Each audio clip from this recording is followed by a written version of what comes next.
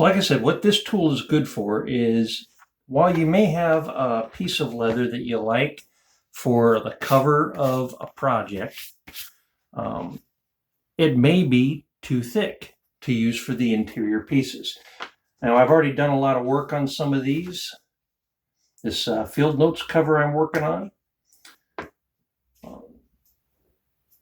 I've been skiving down the thickness. You can probably see a lot of the grooving lines there.